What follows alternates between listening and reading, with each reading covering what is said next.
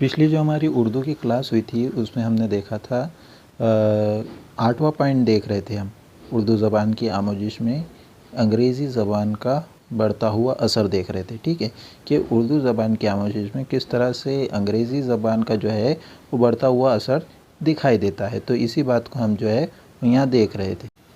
उर्दू मादरी ज़बान वाले तलबा को तमाम मज़ामीन शोबों का इल्म उर्दू ज़बान में फ़राहम होना इनका हक़ है। इसी पस मंज़र में यूनिवर्सिटी कमीशन 1948-49 और कोटारी कमीशन 1964-66 ने मादरी ज़बान को ज़बान अव्वल का मकाम दिया है। अगर इस सिफारिश को अमली जामा पहनाया जाए तो अंग्रेज़ी ज़बान का दबदबा कम हो सकता है। ये सही है कि आज़ादी से कबल मुलाज़मत के हुसूल के लिए अंग्रेज़ी को अहमियत हासिल थी और अब आज़ादी के बाद अलमी सतह पर तरक्यात के मैदान में जमे रहने के लिए अंग्रेज़ी का इल्म ज़रूरी हो गया है। इसी वजह से हमने अंग्रेज़ी को कबूल किया। अब देखिए यहाँ पर बताया गया है, इसमें एक तरह से असर बताया गया है कि अंग्रेज़ी ज़बान का जो असर है वो किस तरह से उर्दू ज़बान की आमोजिश पर कहीं ना कहीं होता है और किस तरह से अंग्रेज़ी ज़बान का बढ़ता हुआ असर दिखाई देता है हमको। तो यहाँ बताया सबसे पहले कि उर्दू मादरी ज़बान वाले तलबा को तमाम मज़ामीन शोबा का इल्म उर्दू ज़बान में फ़राहम होना इनका हक़ है। अब देखिए जो भी मीडियम का अगर स्टूडेंट है, जैसे फॉर एग्ज़ाम्पल मराठी मीडियम है, उर्दू मीडियम है, इंग्लिश मीडियम है, गुजराती मीडियम है, कन्नड़ी मीडियम है, तो हर कोई ये जो है वो अपना अपना मीडियम अलग अलग बच्चा रखता है। हमारे मुल्क हिंदुस्तान में बहुत सारे स्टेट्स है, हर स्टेट की जो ज़बान है वो अलग है, नेशनल लैंग्वेज अलग है और स्टेट लैंग्वेज अलग है। ठीक है, इसी तरह से बहुत सारे मीडियम्स है, तो मीडियम के अलग अलग बच्चे होते हैं। अब आपने देखे होंगे कि आपके खामगांव शहर में जो है वो बहुत सारे स्कूल्स है, बहुत सारे स्कूल्स जो है, तो आपने देखे होंगे कि आप जो है वो उर्दू मीडियम से यहाँ पर डीएड में इल्म हासिल कर रहे हैं। लेकिन उर्दू मीडियम में ही डीएड सिर्फ आपको मिलता है क्या? नहीं, आपको जो है वो इंग्लिश मीडियम में भी मिलेगा, मराठी मीडियम में मिलेगा, हिंदी मीडियम में मिलेगा और बहुत सारे लैंग्वेज में आपको जो है वो डीएड मिलेगा, जिसमें आप जो है वो डीएड मीडियम में कर सकते हैं। इसी तरह से आप स्कूल्स देखते हैं, आपके आसपास बहुत सारे स्कूल्स है, जैसे कि आपने जो है वो आप जो है वो उर्दू मीडियम के तलबा है। ठीक है, तो आप सब जो है वो उर्दू मीडियम के स्टूडेंट्स है। लेकिन ज़रूरी है क्या दूसरे भी जो स्टूडेंट्स है वो उर्दू मीडियम के होंगे? ज़रूरी नहीं है। बहुत सारे बच्चे जो है वो हिंदी मीडियम से पास आउट होकर आए हैं, बहुत सारे बच्चे जो है वो कहीं ना कहीं इंग्लिश मीडियम से पढ़कर आए हैं। ज़रूरी नहीं है कि आपकी क्लास में भी पूरे जो बच्चे हैं वो उर्दू मीडियम के हों। तो अलग अलग मीडियम होता है, हमने ये यहाँ पर देखे है। इससे पहले भी मैंने जो ऑफलाइन क्लास हुई थी हमारी उसमें तफसीलवार इसका बताया था कि किस तरह से मीडियम्स होते हैं, किस तरह से आपकी फ़र्स्ट लैंग्वेज, सेकंड लैंग्वेज वगैरह डिसाइड होती है। तो यही बात को यहाँ पर बताया गया है कि उर्दू मादरी ज़बान वाले जो बच्चे हैं, उर्दू मीडियम वाले जो बच्चे हैं जिनकी मादरी ज़बान जो है वो उर्दू है, तो उनको क्या है, हक़ है कि वो जो है तमाम मज़ामीन और तमाम शोबों का इल्म जो है वो अपनी मादरी ज़बान में सीखे। और ये उनका क्या है, हक़ है एक तरह से कि उनकी जो मादरी ज़बान में है वो मादरी ज़बान में आपको क्या करना चाहिए, एजुकेशन प्रोवाइड करना चाहिए उन तमाम बच्चों को जो कि उर्दू ज़बान अपनी मादरी ज़बान रखते हैं, या किसी और ज़बान भी अगर कोई रखता है तो सभी को जो है वो अपनी ये हक़ है कि वो जो है वो अपनी मादरी ज़बान में जो है वो इल्म हासिल कर सके। अब देखिए इसी पस मंज़र में यूनिवर्सिटी कमीशन 1948-49 और कोठारी कमीशन 1964-66 ने मादरी ज़बान को ज़बान अव्वल का मकाम दिया है। अगर इस सिफारिश को अमली जामा पहनाया जाए तो अंग्रेज़ी ज़बान का दबदबा कम हो सकता है। अब देखिए यहाँ पर बताया गया है कि एक तरह से 1948-49 में और 1964-66 में एक सिफारिश की गई थी, जो कि इस पस मंज़र में की गई थी कि मादरी ज़बान को ज़बान अव्वल का मकाम दिया जाए। जो भी आपकी मादरी ज़बान है, ये सिर्फ़ उर्दू के लिहाज से बात नहीं कर रहे हैं हम, ठीक है, यहाँ पर सिर्फ़ उर्दू की बात नहीं हो रही कि उर्दू जो है वो आपकी जो है वो मादरी ज़बान होना चाहिए और उसको ज़बान अव्वल बोलना चाहिए, मानना चाहिए, ये बात नहीं है। यहाँ पर ये बताया गया है कि ज़बान अव्वल का मकाम देना चाहिए। किसको देना चाहिए? मादरी ज़बान को, कि बच्चा चाहे जो कोई ज़बान से बिलोंग करता हो, जो कोई मादरी ज़बान से बिलोंग करता हो, आपको ये नहीं देखना, लेकिन आपको ये देखना है कि जो भी उसकी मादरी ज़बान है, जो भी उसकी मदर टंग है, चाहे इंग्लिश हो, उर्दू हो, मराठी हो, गुजराती हो, सिंधी हो, ठीक है, जो भी उसकी मादरी ज़बान हो, उस मादरी ज़बान को आपको क्या करना है? उसको ज़बान अव्वल का मकाम देना है। देखिए, अगर आपको जो है वो ज़बान अव्वल का मकाम दिया गया तो इसमें क्या होगा फिर? इस सिफारिश को अमली जामा पहनाने के बाद एक तरह से अगर इस सिफारिश पर क्या हो गई, अगर अमल हो गया, एक तरह से इसको कानून में शामिल किया गया है कि आपकी जो भी ज़बान से आप मादरी ज़बान से आते हैं तो आपको जो है वो ज़बान अव्वल का मकाम दिया जाए अगर, तो इससे क्या होगा कि इस सिफारिश को अमली जामा पहनाया जाए तो अंग्रेज़ी ज़बान का दबदबा कम हो सकता है। मतलब अगर इस बात पर फोकस किया जाए, इस सिफारिश को अगर मंजूर एक तरह से कर लिया जाए तो क्या होगा फिर इसके रद्द अमल में? फिर इसके रद्द अमल में ये होगा कि अंग्रेज़ी जो ज़बान है, ज़्यादातर हम देखते हैं कि हमारे आसपास जो है वो कौन सी ज़बान बोली जाती है? अंग्रेज़ी ज़बान बोली जाती है। आपके आसपास में आप देखते होंगे, बाहर देखते होंगे, मार्केट में देखते होंगे, मोहल्लों में देखते होंगे कि तमाम दीवारों के ऊपर जो भी दुकानें वगैरह बनी हुई है, ठीक है, दुकानों के ऊपर जो बोर्ड लगे हुए होते हैं वो आपकी मादरी ज़बान में दिखते हैं? आपको नहीं दिखते। आपको जो है वो ज़्यादातर जो बोर्ड दिखते हैं दुकानों के, शॉप्स के, वो आपको जो है वो उर्दू ज़बान में नहीं देखने को मिलते। आपकी मादरी ज़बान में देखने को मिलते क्या? नहीं। आपको जो है वो इंग्लिश मीडियम में, इंग्लिश लैंग्वेज में जो है वो देखने को मिलते हैं। सारे जो बोर्ड्स लगे हुए होते हैं दुकानों पर वो कौन सी ज़बान में होते हैं? अंग्रेज़ी में लिखे हुए होते हैं।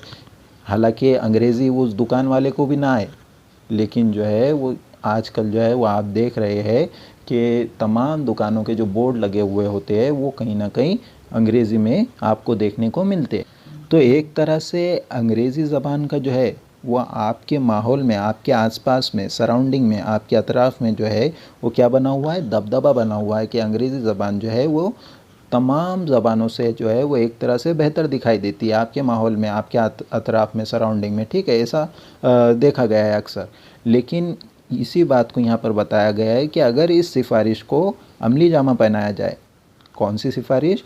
कि यही सिफारिश कि जो भी आपकी मादरी ज़बान है उस मादरी ज़बान को ज़बान अव्वल का मकाम अगर दिया जाए, उस ज़बान को अगर ज़बान अव्वल का अगर मुकाम दिया जाए तो इससे क्या होंगे कि कहीं ना कहीं जो अंग्रेज़ी ज़बान का दबदबा बना हुआ है आपके अतराफ़ में, आपके माहौल में, आपके आसपास, जो भी अंग्रेज़ी ज़बान का जो है वो एक तरह से क्या बना हुआ है? दबदबा बना हुआ है कि आप देखते हैं कि आपके अतराफ़ में अगर किसी को अंग्रेज़ी ज़बान आती है तो क्या समझते हैं आप?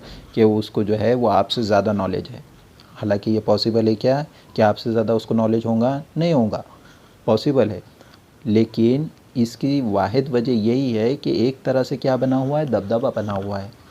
अंग्रेज़ी ज़बान का जो है वो एक तरह से दबदबा बना हुआ है कि ये जो ज़बान है ये इंटरनेशनल लैंग्वेज है, तमाम ज़बानों से अच्छी ज़बान है। हालांकि ऐसी बात नहीं है। सबसे प्यारी हमारी जो है वो उर्दू ज़बान है, जो कि ऐसी ज़बान है जो हर किसी ज़बान को अपने अंदर समाने की जो है वो सलाहियत रखती है।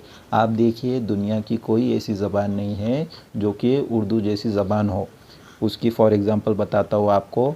आपने बहुत से गैर मुस्लिम लोगों को देखा होगा, ठीक है, आपने बहुत सारे गैर मुस्लिम लोगों को देखा होगा जो कि इंग्लिश बोलते हैं। प्रोनाउंसिएशन देखें उनका कैसा होता है? प्रोनाउंसिएशन उनका बहुत अजीब होता है। जैसे कि अगर वो अगर ABCD पढ़ रहे हैं फॉर एग्ज़ाम्पल, ABCD तो बराबर पढ़ेंगे, जहाँ बात M की आती है वो यहाँ क्या बोलते हैं? यम बोलते हैं। क्यों बोलते हैं? क्योंकि उनका प्रोनाउंसिएशन नहीं है, उनकी ज़बान को लचक नहीं है। ज़बान को लचक क्यों नहीं है? क्योंकि उन्होंने उर्दू नहीं पढ़े। उर्दू पढ़ने वाले की, उर्दू बोलने वाले की जो ज़बान होती है उसमें क्या होती है? लचक होती है, क्योंकि ये जो ज़बान है ये खुद अपने आप में लचकदार ज़बान है। मराठी में ड़े होता है क्या? देखिए आपने, मराठी ज़बान में ड़ा होता है? नहीं होता है, ड़े उर्दू में है। तो उस तरह से ज़बान उनकी गोल ही नहीं हो पाती। जिस तरह से आपकी ज़बान में लचक है उस तरह से उनकी ज़बान में जो है वो एक तरह से लचक पैदा नहीं होती है, ठीक है। तो बोलने का मतलब ये है कि उर्दू जो है वो ऐसी ज़बान है जो हर किसी ज़बान को अपने अंदर समाने की और मिलाने की ताकत रखती है। ठीक है, ये जो है वो उर्दू ज़बान की खूबसूरती है। तो देखते हैं हम आगे। यहाँ पर बताया गया है कि अगर इस सिफारिश पर एक तरह से क्या किया जाए कि अमली जामा पहनाया जाए तो क्या होगा कि उर्दू ज़बान जो है या कोई दूसरी ज़बान जो है वो उसको एक तरह से क्या होंगी, फ़रोग मिलेंगी, क्योंकि मादरी ज़बान को जो है वो आप क्या कर रहे हैं, ज़बान अव्वल का मकाम दे रहे हैं, और अंग्रेज़ी का जो है वो एक तरह से क्या होगा, दबदबा जो बना हुआ है वो क्या होगा, कम होगा। अब देखिए आगे बताया गया है कि ये सही है कि आज़ादी से कब्ल मुलाज़मत के उसूल के लिए अंग्रेज़ी को अहमियत हासिल थी, और अब आज़ादी के बाद अलमी सतह पर तरक्यात के मैदान में जमे रहने के लिए अंग्रेज़ी का इल्म ज़रूरी हो गया है। इसी वजह से हमने अंग्रेज़ी को कबूल किया है। अब देखिए यहाँ पर बताया गया है कि ये बात सही है। कौन सी बात सही है कि आज़ादी से कब्ल, आज़ादी से पहले जो है वो एक तरह से जो भी लेबर्स हुआ करते थे उनके लिए क्या होते थे कि बहुत ज़्यादा परेशानी की बात थी ये। क्यों परेशानी की बात थी? कि उनको जो है वो अंग्रेज़ी ज़बान नहीं आती थी, अंग्रेज़ी ज़बान नहीं आती थी। अब ज़ाहिर सी बात है आज़ादी से पहले यहाँ पर किसका राज था? अंग्रेज़ों ने यहाँ पर क्या किए? हुकूमत किए। तो जब अंग्रेज़ों का यहाँ पर राज था, अंग्रेज़ों की यहाँ पर क्या थी? हुकूमत थी। तो जब अंग्रेज़ों की यहाँ पर हुकूमत थी तो उनकी ज़बान जो मादरी ज़बान थी वो कौन सी थी? अंग्रेज़ी ज़बान थी। ठीक है, इंग्लिश लैंग्वेज उनकी मदर टंग थी, इंग्लिश लैंग्वेज उन्होंने यहाँ पर लेकर आए हैं।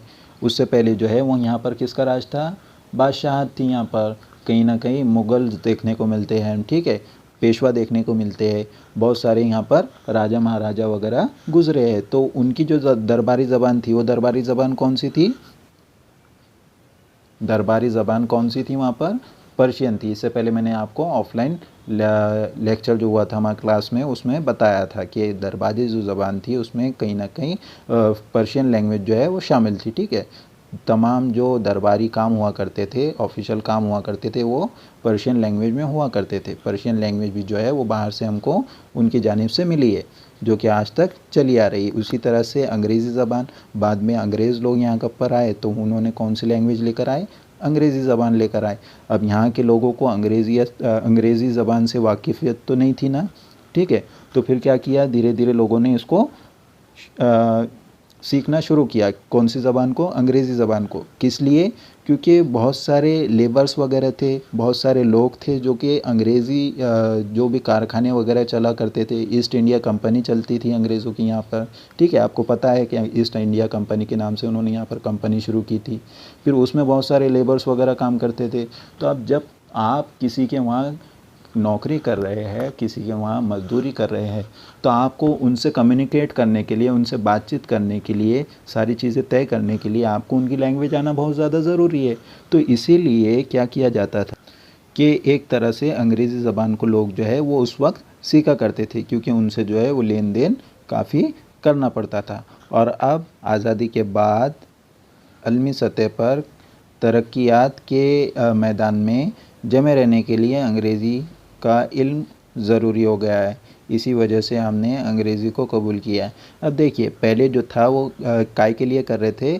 जो मज़दूर लोग थे, मज़दूर तबका लोग थे, जो भी कहीं ना कहीं फैक्ट्रीज़ वगैरह में काम किया करते थे आज़ादी से पहले, ठीक है, या फिर कोई गवर्नमेंट ऑफिसर वगैरह के हाथ के नीचे जो भी काम करते थे, जो सारी बातें हुआ करती थी, तो उसके लिए वो कहीं ना कहीं उनसे गवर्नमेंट में जो लोग हैं, अंग्रेज़ जो लोग हैं, तो उनसे बातचीत करने के लिए, उनसे कम्युनिकेट करने के लिए क्या करते थे? अंग्रेज़ी ज़बान को सीखे थे वो पहले, ठीक है, सीखा जाता था। और अब क्या बताया जा रहा है कि अब कहीं ना कहीं आलमी सतह पर क्या हुआ है, एक तरक्यात का जो मैदान है, ठीक है, तरक्यात का जो मैदान है उसमें जमे रहने के लिए क्या कर रहे हैं हम? यहाँ पर अंग्रेज़ी ज़बान का जो है वो इल्म हासिल किया जा रहा है। अंग्रेज़ी ज़बान का जो है वो इल्म हासिल किया जा रहा है। किस लिए? कि आज आप देख रहे हैं कि दुनिया में आलमी सतह पर सबसे ज़्यादा अगर आप देखें तो कौन सी ज़बान को अहमियत दी जाती है? इंग्लिश ज़बान को, ठीक है। आप दुनिया के किसी भी कोने में चल जाओ, ठीक है, आप अगर कहीं भी जाते हैं तो आपको जो है वो वहाँ की मकामी ज़बान आती है नहीं आती है वो बात की बात, आपको अपनी ज़बान आती है, मादरी ज़बान, वो भी एक तरफ हो गया, लेकिन आपको अगर इंग्लिश ज़बान आती है, इंग्लिश लैंग्वेज अगर आपको आती है और आप दुनिया के किसी भी कोने में अगर जाते हैं फॉर एग्ज़ाम्पल, तो आपको जो है वो कहीं ना कहीं आसानियाँ पेश आती है।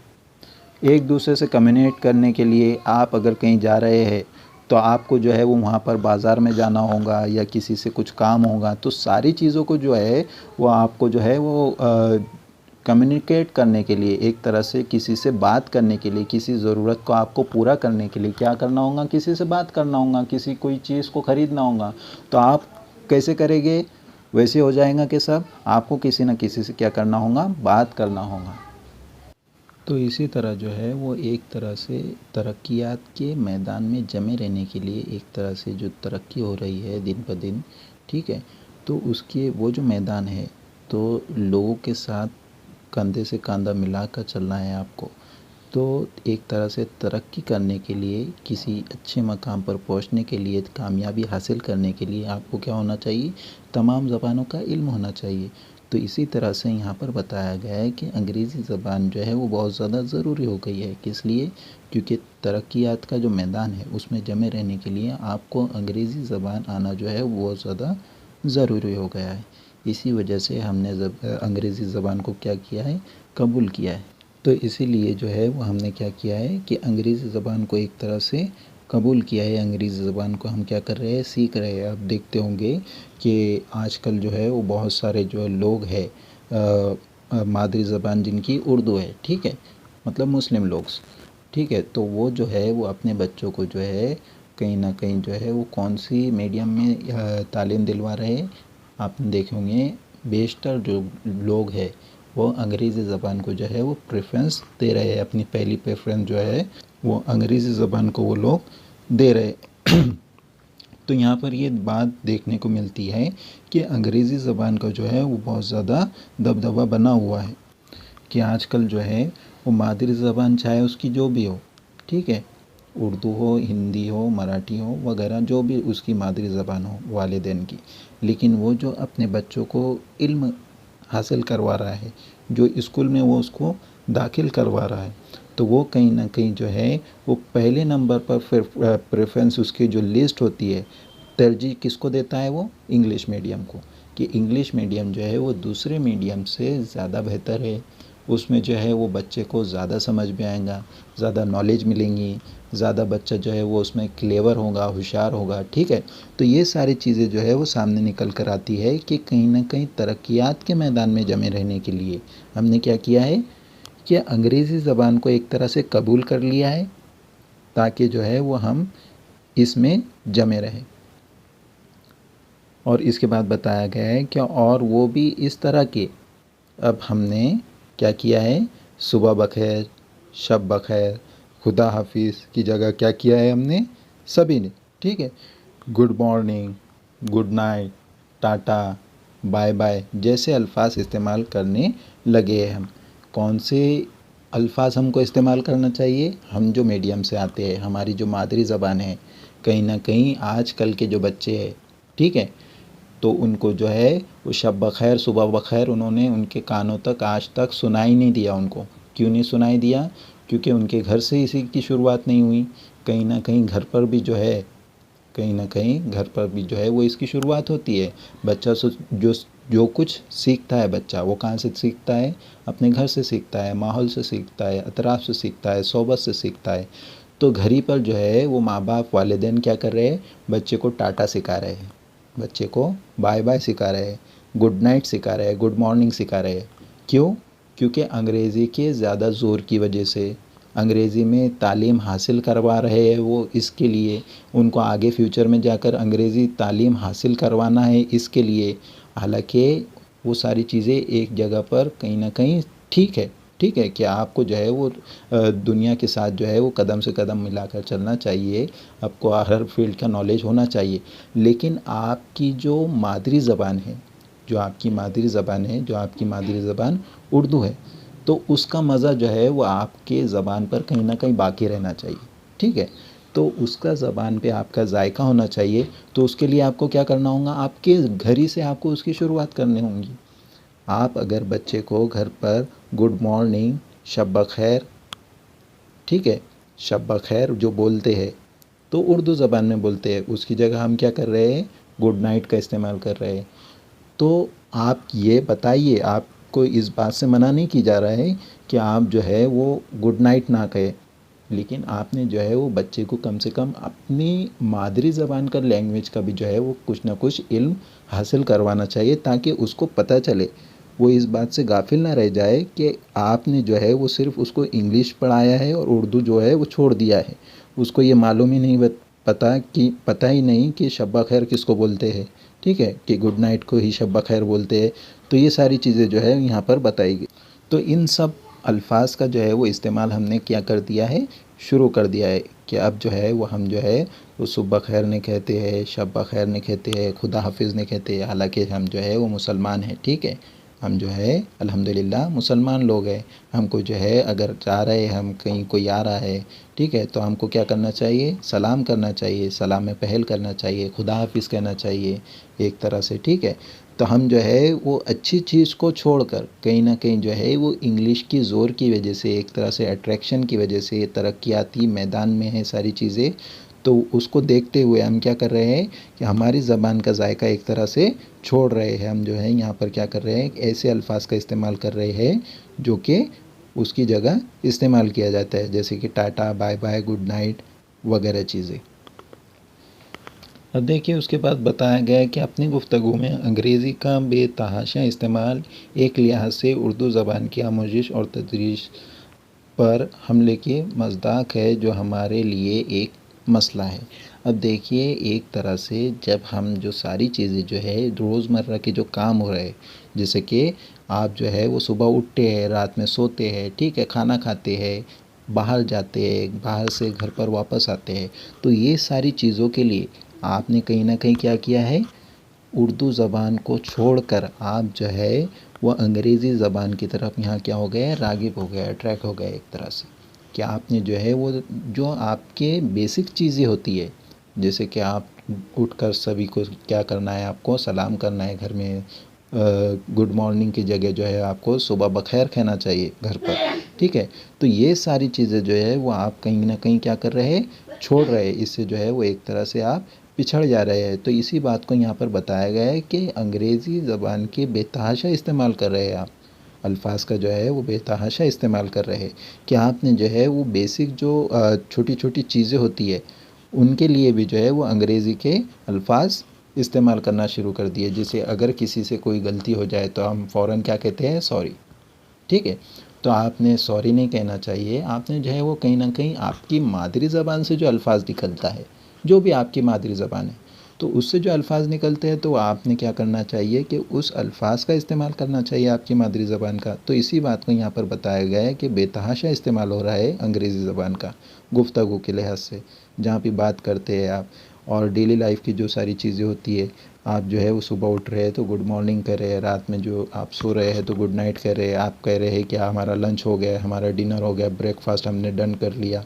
तो ये सारी जो चीज़ें हैं वो आपने कहीं ना कहीं जो है वो आप बाहर जा रहे हैं तो आपने जो है वो सलाम करना है, खुदा हाफिज़ कहना है वगैरह चीज़ें जो है वो, ये सारी चीज़ें मैं यहाँ पर बताई गई कि अंग्रेज़ी का बेतहाशा जो है वो क्या हो रहा है, इस्तेमाल हो रहा है।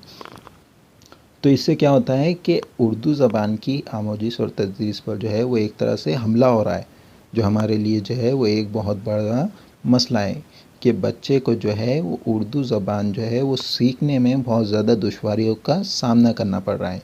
किसकी वजह से, अंग्रेज़ी ज़बान की वजह से।